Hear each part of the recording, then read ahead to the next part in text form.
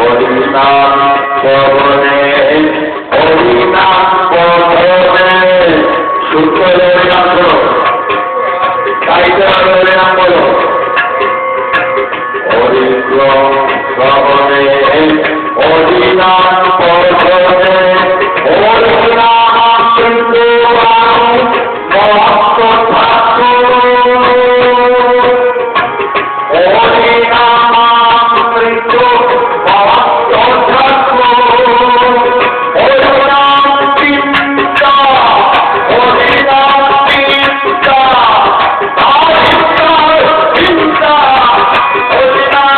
চিন্তা চিন্তা হরিনাম চিন্তা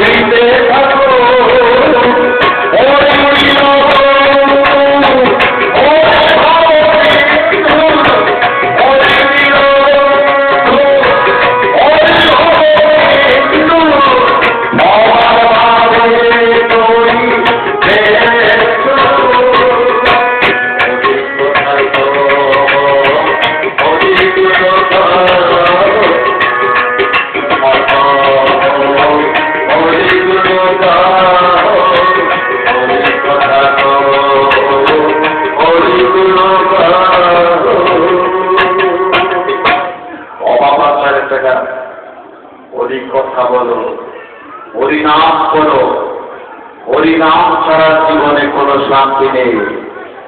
তাই আমি একটি কথা বলি, আপনারা যখন ভগবানের উদ্দেশ্যে সারাদিন কিছু গ্রহণ করেন, যখন প্রসাদ গ্রহণ করেন, খাদ্যবস্তু আহরণ করেন, যজ্ঞ দৃশ্য লেপ্ত পেয় চুষে চুষে গ্রহণ করেন, চর্ব তর্পণ করে করেন, চর্ব দৃশ্য লেপ্ত লেহন করে গ্রহণ করেন, পেয় মানে পান করে, চতুর্বিধ খাদ্য গ্রহণ করে।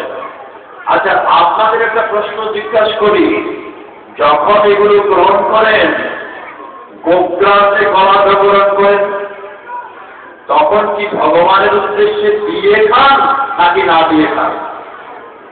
ভগবানের উদ্দেশ্যে যারা দিয়ে খায় না, শাস্ত্রের তাদেরকে চোর বলেছে।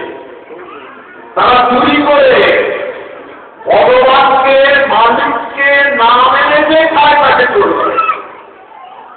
মালিক দেখতে না মেনে যাবে খেয়ে বলে, এই কথা তো হবে না, মালিক তো আপনার ভেতরে আছে, আপনি আপনাকে ফাঁকি দেবেন কি করে?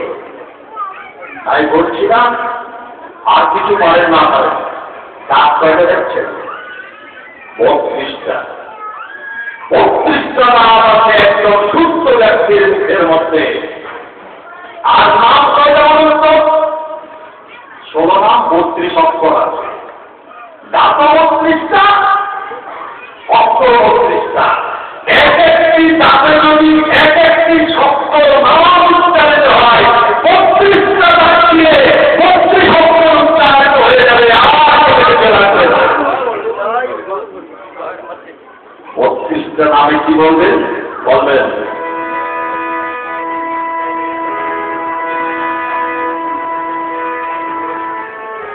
হরে কৃষ্ণ হরে কৃষ্ণ কৃষ্ণ কৃষ্ণ হরে হরে হরে রাম হরে রাম রাম রাম হরে হরে। বিশেষজ্ঞ বলেন। এখন খাদ্যটা নিয়ে যখন মনে করেন তাড়াতাড়ি এসে বললেন মা ভাত খাও, কোনো দিকে লক্ষণে কোগ্রাসী কলাদকরণ করলেন, ভগবানের উদ্দেশ্যে কিছু দিলেন না, তাহলে হবে কি করে? আমরা পৃথিবীতে যা ভোগ করছি সব তো তার প্রসাদ। আমি কালকে একটা গানে বলেছিলাম, তব নিজ জন প্রসাদ সেবিয়া উৎকৃষ্ট রাখিবে যাহা, ওরে আমার দুজন পরময়ানন্দে প্রতিদিন হবে তাহা। বলেছিলাম না? আমার তোমার প্রসাদ, তুমি যা কিছু দিচ্ছ সব কিছু আমার প্রসাদ। আমার চোখ দিয়েছো দেখতে, কান দিয়েছো শুনতে, জিহ্বা দিয়েছো আস্বাদন করতে। তুমি কত অকৃপণ প্রভু, তোমার মতো অকৃপণ মানুষ আমি দেখে আমি শুধু কৃপণ হয়ে গেলাম, তোমাকে কি বলে দিলাম না। তাই একটি কথা বলি, দার্শনিক একজন বলেছিল পাশ্চাত্যের লোক, if you will give to God, if you will give to God something, ঈশ্বর সব কিছু আপনাকে দিয়ে দেবে। ভগবান প্রতিজ্ঞা করলে ভক্তের হাত করে বলেছে কি যাবে, ও তো তোমার কাছে প্রতিজ্ঞা করতে আই প্রমিস টু ইউ, আমার ভক্ত আমাকে স্মরণ করিয়া কোনদিন বিনাশ প্রাপ্ত হয় না। এই কথা বলেছি গীতাতে। তাদের কথাটা বিশ্বাস করলাম না, তা তো হবে না। ভগবানের কথা বিশ্বাস নেই, তাহলে ভাই যখন ভোজন করছেন বললাম 32টা দাঁত দিয়ে 32টা অক্ষর উচ্চারণ করছেন, সেই উচ্চারণ হয়ে গেল তখন তার প্রসাদ হয়ে গেল। বসেছিলেন ভোজন করতে, মন্ত্র বলে যখন প্রসাদ হল, ভোজন ভোজন হয়ে গেল, ভোজন ভোজন হয়ে গেল। This is the process. এই প্রসেসটা if you implement this process in your life, in daily food, at the time of taking food, দেখবেন আপনি চুরি করছেন না, ভগবানের রাজ্যে আছেন। এই পথটা আপনাদের মধ্যে জাগাতে হবে। এবার কোথাও গেল, খাওয়ার কথা গেল, আরে ভাই জগতে যা কিছু ভোগ করছি এটাও তো একটা খাওয়া, ঠিক না? এই বিষয় সম্পদ সবকিছু তো ভোগের জন্য। এই ভোগ্য বস্তুগুলো ভগবানের, এই অঙ্গীকারে যদি আবদ্ধ হতে পারেন তাহলে সব কিছু প্রসাদ হয়ে গেল। ইয়াৎকারাতি যদাস্মাসি যাচ্চাসি তদাপি যাত্তাপায়সাতি কন্তেয় তৎপুরেশ্বর ভগবান। আমাকে অর্পণ করো, আমাকে অর্পণ করো, আমাকে অর্পণ করো সব কিছু। আমি তারা এই গানের মধ্যে বলেছিলাম, প্রভু চন্দনগন্ধ অতি সুশীতল, তুমি পবিত্র জাহ্নবীর জল। জাহ্নবী মানে গঙ্গা, চম্পু জানেন তো তার মা, তাই জাহ্নবীর জল। চন্দনগন্ধ অতি সুশীতল, চন্দন গন্ধ খুব সুশীতল। চন্দন ঠান্ডা জিনিস, চন্দ্র ঠান্ডা জিনিস, সব কিছু ঠান্ডা। কোমল চন্দনগন্ধ অতি সুশীতল, তুমি পবিত্র জাহ্নবীর জল। তুমি তুলসী, যে তুলসীটাকে দিচ্ছি সেই কিন্তু তুলসী ভক্তি প্রদায়িনী, প্রেম প্রদায়িনী তুলসী দেবী, যা আমরা নিত্য বলি তুলসী কৃষ্ণ প্রেয়সী নম। আপনারা বৈষ্ণব শাস্ত্রে গান করেছেন, এই তুলসী ভক্তির প্রতি, এই তুলসী ভক্তির প্রতি। শুধু তাই নয়, তুলসী দুর্গন্ধ নাশ করে। তুলসী গাছ সেই বাড়িতে থাকে, সেই বাড়িতে কিন্তু সমস্ত দুর্গন্ধ নাশ হয়। পোকা, কীট, পতঙ্গ, আর একটা আছে বীজ গাছ। এই যে বিজ্ঞান সম্মত জিনিসগুলো হিন্দু ধর্মে রয়েছে, তাই তুলসী গাছ দেখবেন প্রত্যেক হিন্দুর বাড়িতে আছে। আমার এখানে একটা বসে দিয়েছে ভক্তি দেবী, আর বিজ্ঞান সম্মত যে দুর্গন্ধ নাশ করে।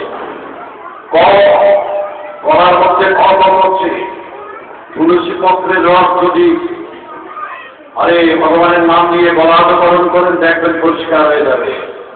এমন মহৎ যে ওষুধ আমাদের অবরোধ নিবারণ করে, কামরোগ নিবারণ করে।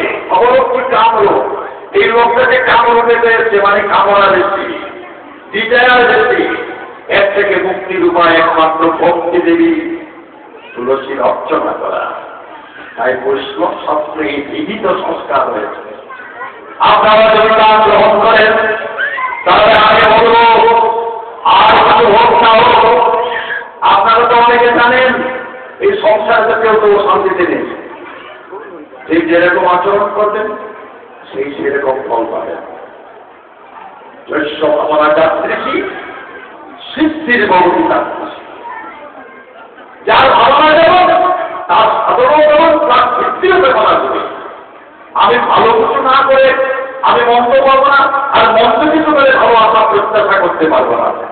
এই প্রত্যাশার দ্বারা কিছু হবে না।